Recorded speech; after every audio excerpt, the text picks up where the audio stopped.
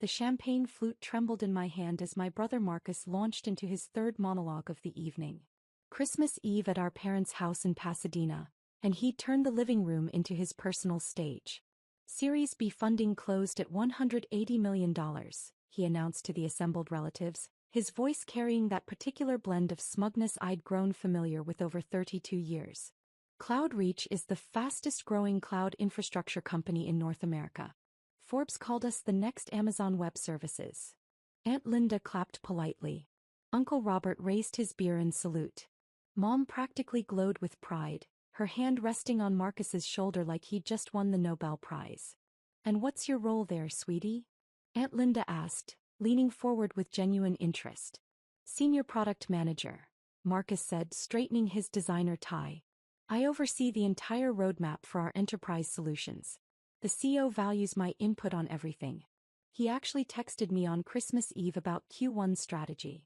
He pulled out his phone as evidence, waving it like a trophy. Dad nodded approvingly from his armchair. "Marcus has real stability now. Benefits, stock options, the whole package.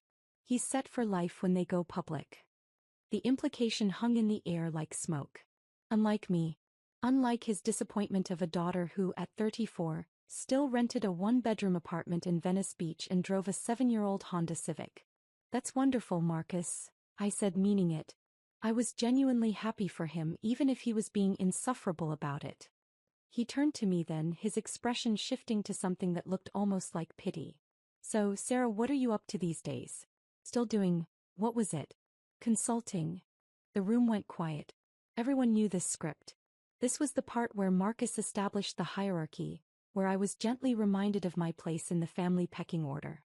"Yes," I said simply. "Still consulting." "What kind of consulting?" Aunt Linda asked. She'd always been kind to me, one of the few relatives who didn't treat my career like a shameful secret. I took a sip of champagne, buying time. "Financial consulting. I work with startups, mostly helping them with growth strategy, that kind of thing." Marcus snorted. "Startups. God, that's a rough space right now. The funding environment is brutal. Half of them won't survive the next 12 months. He shook his head with exaggerated sympathy. "You must see a lot of failures." "Some," I admitted.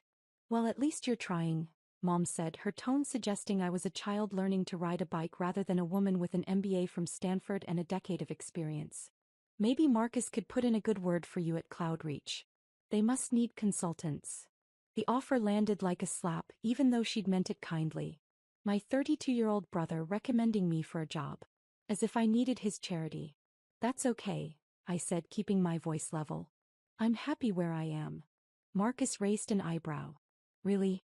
Because I heard the consulting market is pretty saturated. What are you pulling in annually? If you don't mind me asking." I did mind. But the whole family was watching now, waiting for my answer. Waiting to quantify exactly how much of a disappointment I was compared to Golden Boy Marcus and his stock options. "I do all right," I said. "Come on, ballpark it." Marcus leaned back, enjoying this. "6 figures? Low 6 figures."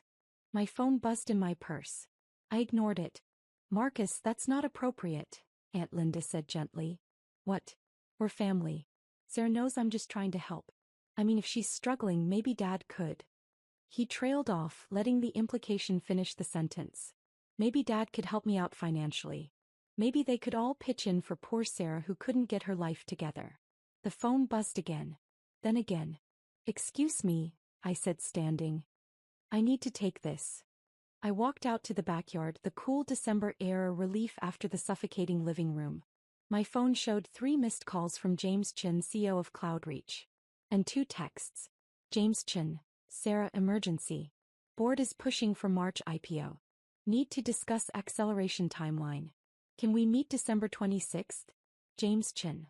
Also, your brother works here? Marcus Mitchell. Just found out. Small world. See you January 9th for quarterly review." I stared at the messages for a long moment, then typed back. "January 9th works. See you then." Through the window I could see Marcus holding court, probably explaining cloud infrastructure to relatives who had no idea what he was talking about. Mom hung on every word. Dad beamed with pride. They had no idea that CloudReach existed because of a $25 million Series A check I'd signed 18 months ago. That their Series B funding, the $180 million Marcus was so proud of, had come largely from the syndicate I'd assembled. That I'd introduced James Chin to 3 of his key hires, including his CTO. They had no idea that I was a partner at Apex Ventures, one of the most successful venture capital firms in Silicon Valley. That my portfolio was worth north of $3 billion. That I'd been named to Forbes 30 Under 30 in venture capital 4 years ago and had just been profiled in TechCrunch as one of the power players reshaping startup funding. They had no idea because I'd never told them. Not when Mom asked if I'd found a real job, yet. Not when Dad suggested I go back to school for something more stable. Not when Marcus started at CloudReach 9 months ago and immediately began treating me like the family charity case. I'd kept quiet for a reason. I wanted to see if they valued me, Sarah, their daughter and sister, without the validation of money or status. I wanted to know if they'd be proud of me even if I was just a struggling consultant. The answer apparently was no. I walked back inside. Marcus was showing Uncle Robert something on his phone, probably his employee dashboard or stock option agreement. Everything okay? Mom asked. Fine, I said. Just work stuff. On Christmas Eve? Marcus laughed. What kind of consulting emergency could there be? I smiled. Just a client checking in. Well, hopefully they're paying you overtime, Dad joked. The rest of the evening crawled by. More stories about CloudReach. More pointed questions about my life that I deflected with practiced ease. More pitying looks from Mom and encouragement to hang in there. At 10 o'clock I made my excuses and left. As I drove back to Venice Beach my phone rang. James Chin again. Sarah, sorry to bother you on Christmas Eve, he said when I answered. I know we're meeting on the 9th, but I wanted to give you a heads up. The board wants to accelerate everything. IPO by March, which means we need to finalize the S1, get the roadshow scheduled, the whole 9 yards. That's ambitious, I said. It's insane, he admitted. But the market conditions are perfect and frankly we need the capital to scale. Your initial thesis about enterprise adoption was dead on. We're at 340% year-over-year growth. Congratulations, James. You've built something special. We've built something special, he corrected. None of this happens without Apex's support. Without your support. You took a chance on us when everyone else was funding AI companies. I smiled in the darkness of my car. I liked your vision. Still do. The team is excited to meet you properly on the 9th. I know we've done most of our check-ins remotely, but having you come to the office will be huge for morale. Also, funny story, I just found out your brother works here. My stomach tightened. Yeah, small world. Marcus Mitchell, right? Senior PM on the enterprise team. Good guy, sharp thinker. Does he know you're with Apex? We don't really talk about work, I said carefully. Well, he's about to find out. I'm doing an all-hands before our meeting to announce your visit. We're trying to build more transparency around our investors, show the team who's backing us. Is that okay? I thought about Marcus's face earlier that evening. The casual condescension. The pity. Mom's suggestion that he could get me a job. That's fine, I said. Great. See you January 9th at 10 a.m. And Sarah? Thank you. For everything. The next 2 weeks passed in a blur. I spent Christmas Day alone in my apartment working on due diligence for a new AI startup. I had coffee with 2 founders on the 27th. I reviewed term sheets. I attended a partner meeting at Apex's Sand Hill Road office, where we discussed our Q1 investment strategy. My family didn't call. Not surprising. Christmas was Marcus's show now. I was just a supporting character in his success story. On January 8th, I got my hair done and picked up the Armani suit I'd had tailored. Black, perfectly cut with a silk blouse the color of money. I packed my briefcase with the CloudReach files. Every email, every board memo, every funding round document. That evening Marcus called. Hey Sarah, he said, his voice oddly tight. You busy tomorrow? I have some meetings. Why? There's this big thing at work. Our lead investor is visiting. CEO is making a huge deal about it. We're all required to attend this all-hands meeting at 9:30. Sounds important, I said neutrally. Yeah, I guess. Honestly, it's probably just some rich asshole who wants to feel important. VCs are the worst. They throw money around and act like they built the company themselves. I bit my tongue. Is that right? Oh yeah.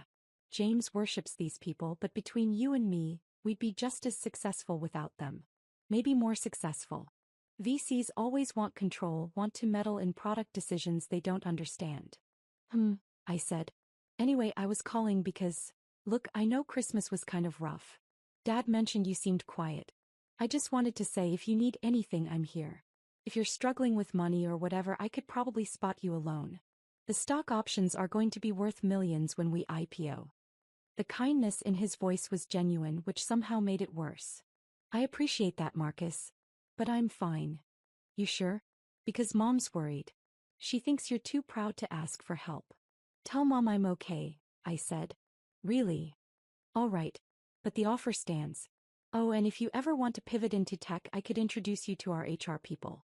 We're always hiring consultants for project work. Wouldn't be a permanent role, but it would get your foot in the door. I closed my eyes. Thanks, Marcus. Good luck with your meeting tomorrow. Yeah, should be interesting. Maybe I'll actually get to meet the person who signs our paychecks. He laughed. Talk soon. January 9th arrived cold and clear. I drove to CloudReach's headquarters in Palo Alto, a sleek glass building in a tech park off the 101. The parking lot was full of Teslas and BMWs, startup money on display. I sat in my car for a moment, checking my reflection in the mirror. The woman looking back at me was polished, professional, powerful. Not the struggling consultant my family pitied. Not the disappointment they'd written off. Sarah Mitchell, partner at Apex Ventures. Early-stage investor in 17 companies. Board member at 5. Net worth north of 40 million, mostly in carried interest and portfolio equity.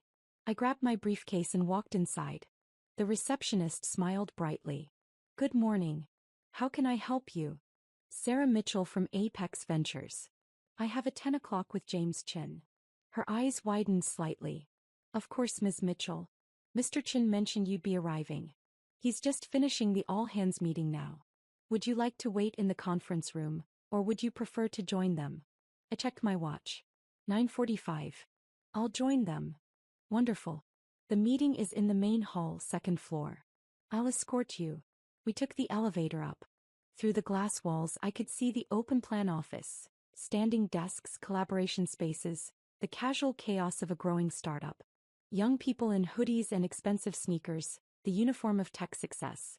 The receptionist led me to double doors. Inside, I could hear James's voice over a microphone. And that's why transparency around our cap table matters. You all deserve to know who believes in this company, who's backing our vision. So before we dive into Q1 goals, I want to introduce someone very special. The receptionist opened the door quietly. The room was packed, at least 200 people, standing room only. James stood on a small stage at the front, a presentation screen behind him showing the CloudReach logo. Our lead investor joined us at Series A when we were just 15 people in a WeWork, James continued. When other VCs said cloud infrastructure was too crowded, too competitive, one firm saw our potential. Apex Ventures led our Series A with 25 million. They assembled our Series B syndicate. And they've been our strongest advisor through every pivot, every challenge, every victory. I scanned the crowd looking for Marcus. Found him standing near the left side, arms crossed, looking mildly bored. The partner who championed CloudReach has one of the best track records in venture capital, James said. Portfolio companies worth over $3 billion in aggregate. Board member at companies you all use every day. And more importantly, someone who genuinely believes in what we're building here. Marcus shifted his weight, checking his phone. Probably texting Mom about how boring this was. So please join me in welcoming Sarah Mitchell from Apex Ventures. I walked down the center aisle. The room erupted in applause. Polite, professional, the sound of 200 people doing what they're told. But I watched faces turn, watched the recognition ripple through the crowd. Watched Marcus's head snap up. Our eyes met across the room. I saw the confusion first. What was I doing here? Then the recognition of my name. Then the impossible math starting to click into place. James stepped down from the stage, hand extended, beaming. Sarah, thank you so much for coming. Everyone, this is the woman who made CloudReach possible. I shook his hand, smiled at the crowd. Thank you, James. It's wonderful to finally see the team in person. Let me give you proper introductions, James said, leading me toward the stage. Sarah, this is the product team led by Kevin Walsh. Engineering over here led by our CTO Priya Sharma. You two have met, of course. Priya waved, grinning. We'd had dinner 3 times in the past year, discussing CloudReach's technical roadmap. Sales and marketing, James continued, gesturing to the right side of the room. And product management, including Marcus Mitchell, one of our rising stars. Every head in the room turned to look at Marcus. He stood frozen, face pale, phone still in his hand. Marcus and I actually know each other, I said, my voice carrying across the silent room. He's my brother. The reaction was immediate. Whispers, shocked looks, people glancing between us like they were watching a tennis match. James's eyes went wide. Your brother? I knew you had the same last name, but I didn't make the connection. That's incredible. Marcus, you never mentioned your sister was in venture capital. Marcus opened his mouth. Closed it. Opened it again. We don't really talk about work. Well, this is a small world moment, James laughed. Sarah, would you mind saying a few words to the team? They'd love to hear your perspective. I climbed the 3 steps to the stage. 200 faces looked up at me. Young, hungry, brilliant. The future of tech assembled in one room. And in the middle of them, my brother looking like he might be sick. Thank you, James, I said into the microphone. And thank you all for building something extraordinary. When James first pitched CloudReach 18 months ago, I knew immediately this was special. Not because of the technology, though that's best in class, but because of the vision. The understanding that cloud infrastructure isn't about speeds and feeds, it's about enabling the next generation of innovation. I clicked to the next slide, which showed CloudReach's growth metrics. You've exceeded every projection we made. Revenue is up 340% year over year. Customer retention is at 98%. You've gone from 15 employees to over 200. You've built something that will define the industry for the next decade. More applause. I let it die down before continuing. At Apex, we invest in people, not just products. We back founders who have the courage to see what others miss. And we partner with teams who have the discipline to execute. CloudReach has both. That's why we led your series. That's why we assembled your Series B syndicate. And that's why we'll continue to support you through the IPO and beyond. I paused, looking directly at Marcus. Some people think venture capital is about throwing money around. But it's not. It's about belief. It's about seeing potential before anyone else does. It's about taking risks on people who might not look successful yet, but who have the vision and drive to build something incredible. Marcus's face had gone from pale to red. So congratulations, I finished. To everyone in this room. You're part of something special. And I'm honored to be along for the ride. The applause was genuine this time, enthusiastic. James took the microphone back, launching into a discussion of Q1 goals. I stepped off the stage and immediately people approached me. Engineers wanting to discuss the technical roadmap, product managers pitching features, everyone wanting a moment with the person who'd believed in them. Marcus didn't approach. He stood rooted to his spot, staring at me like I was a stranger. The all-hands meeting ended at 10:15. James ushered me to a conference room where the executive team waited. CTO, CFO, VP of Sales, VP of Product. We spent 2 hours reviewing the IPO timeline, discussing board composition, planning the roadshow. At noon, James walked me back to the lobby. That went better than I could have hoped, he said. The team is energized. And having you here, seeing that our investors are engaged, it matters. Happy to help, I said. CloudReach is one of my favorite portfolio companies. You should be very proud. We couldn't have done it without you. He hesitated. Can I ask, what's the deal with your brother? He looked like he'd seen a ghost. I smiled carefully. Family dynamics. We don't talk about work much. Fair enough. Well, he's lucky to have you. Must be inspiring having a sister who's accomplished so much. I didn't correct him. As I walked to my car, my phone exploded with messages. 7 texts from Marcus. 3 missed calls. 2 voicemails. I listened to the first voicemail in my car. Sarah, what the fuck? You're a venture capitalist? You're a partner? At Apex? You've been lying to us for years. Call me back. Now. The second voicemail was quieter, shakier. Sarah, I don't understand. Why didn't you tell us? Why did you let us think? Mom is going to lose her mind when she finds out. Dad too. You need to call me. Please. I deleted both voicemails and drove back to Venice Beach. That evening, the family group chat erupted. Marcus, everyone needs to hear this. Sarah isn't a consultant. She's a venture capitalist. A partner at one of the biggest VC firms in Silicon Valley. Mom, what? Sarah, is this true? Dad, Marcus, what are you talking about? Marcus, she's been lying to us. She's rich. Like really rich. She invested in Cloud Reach. She's basically my boss's boss. Aunt Linda, Sarah, that's wonderful. Why didn't you tell us? Mom, Sarah, please call me. I'm so confused. I muted the chat and poured myself a glass of wine. The calls started at 7. Mom first, then Dad, then Marcus again. I let them all go to voicemail. At 8:30, someone knocked on my door. I looked through the peephole and saw Marcus standing in the hallway, still wearing his Cloud Reach hoodie. I opened the door. Why? He said immediately. Why did you lie to us? I didn't lie, I said calmly. I just didn't correct your assumptions. That's the same thing. He pushed past me into the apartment. Hey, Sarah. Do you know how I felt today? Standing in that room while everyone looked at me? While they realized my sister is Sarah Mitchell from Apex Ventures and I had no idea. How did it feel? I asked. He spun to face me. Humiliating. I look like an idiot. My own sister, and I didn't even know what she did for a living. You never asked, I said quietly. Not really. You asked what I did, and when I said consulting, you made assumptions. You decided I was struggling. You offered me loans. You suggested Dad could help me out. Because you live in this tiny apartment. You drive a Honda. You never talk about your job. I like my apartment, I said. It's close to the beach. And my car runs fine. Why would I talk about my job when you clearly weren't interested? He stared at me. That's not fair. Isn't it? Marcus, when was the last time you asked me a question about my life that wasn't designed to confirm I was less successful than you? That's not. I was trying to help. Were you? I walked to my wine glass, took a sip. Or were you trying to feel superior? Oh, come on. You're the one who's been playing games.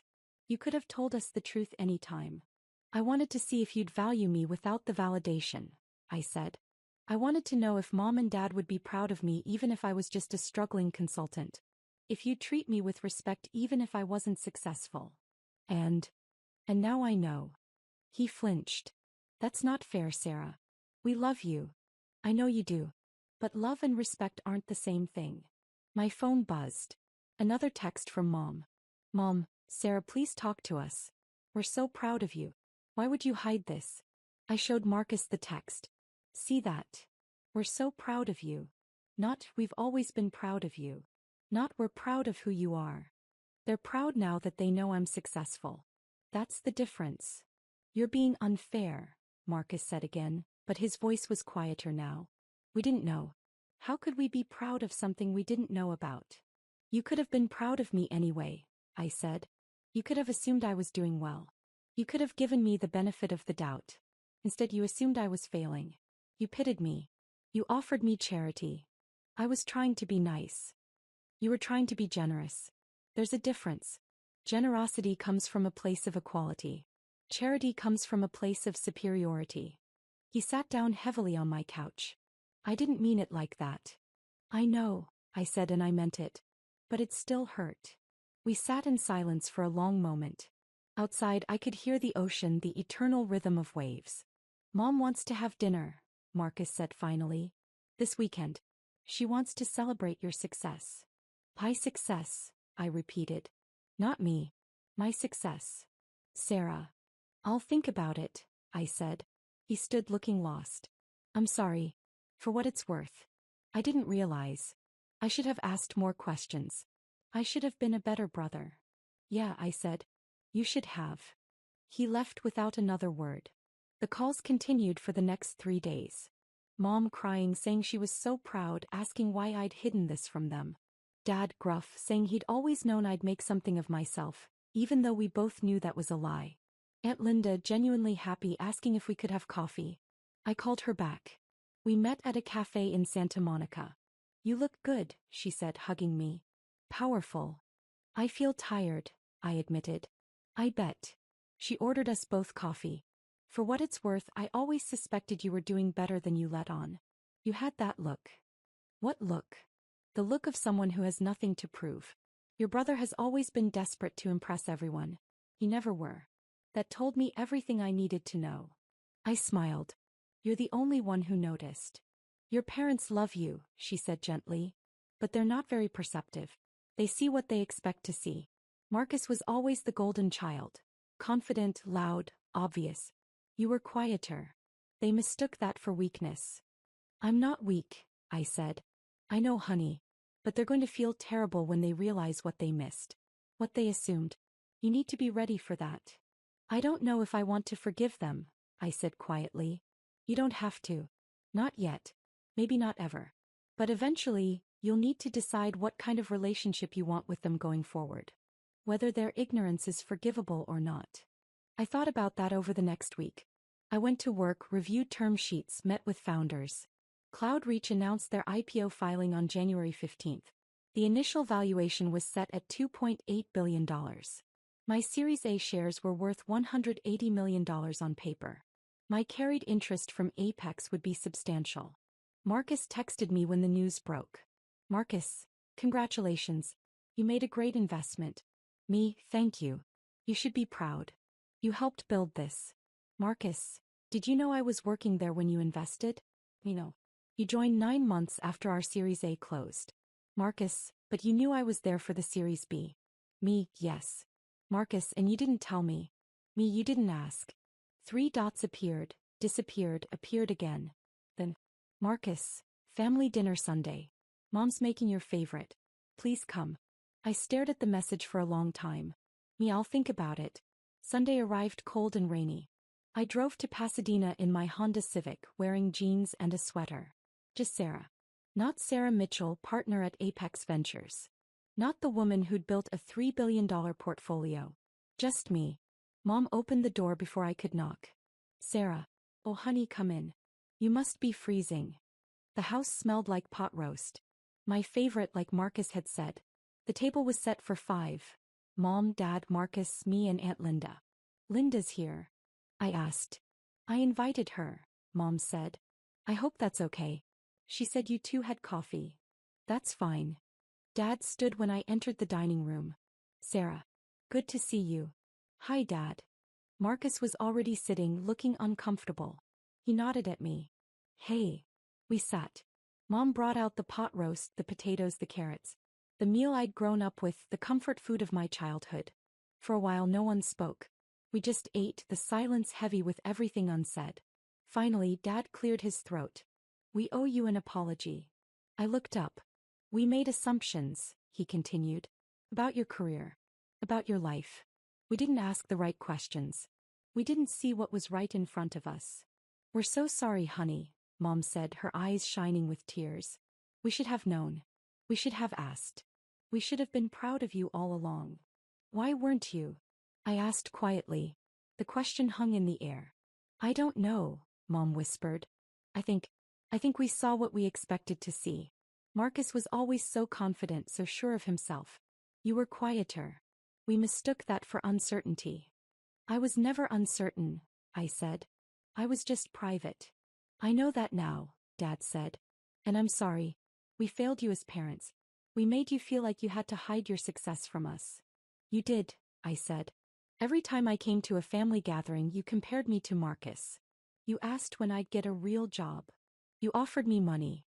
You pitted me. Marcus flinched. I wanted you to value me for who I am, I continued. Not for what I've accomplished. I wanted to know if you'd love me even if I was struggling. Even if I wasn't as successful as Marcus.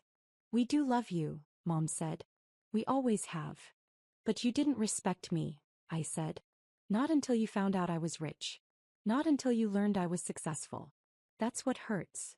Silence fell again. Aunt Linda spoke up. For what it's worth, Sarah, I've always been proud of you. Not because of your job or your money. But because of who you are. Kind, thoughtful, brilliant. That's what matters. Thank you, I said, my voice thick. We want to make this right, Dad said. Tell us how. I looked around the table. At my parents, desperate for forgiveness. At Marcus, ashamed and chastened. At Aunt Linda, supportive as always. I don't know if you can, I said honestly. I don't know if I'm ready to forgive you yet. Maybe someday. But not today. Mom's face crumpled. Sarah.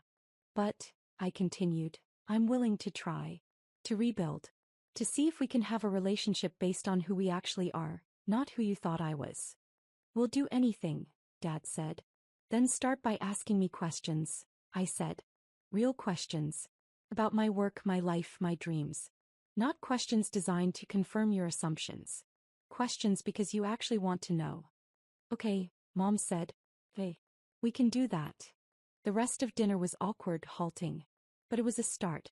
Mom asked about Apex Ventures. Dad asked about my investment philosophy. Marcus asked what it was like to be on boards. I answered honestly. I told them about the startups I'd funded, the founders I believed in, the risks I'd taken. I told them about the failures too, the companies that had crashed, the bets that hadn't paid off, the hard lessons I'd learned. They listened. Really listened, maybe for the first time in years. At 9 o'clock I stood to leave. Will you come back? Mom asked. Next week. Maybe, I said. If you want me to. We do, Dad said. Very much. Marcus walked me to my car. The rain had stopped, leaving the streets slick and shining. I'm sorry, he said again. For everything. For being an asshole. For making assumptions. For offering you loans when you probably have more money than I'll ever make. I smiled despite myself. You don't know that. Cloudreach's IPO will make you rich. Not Apex Ventures rich, he said.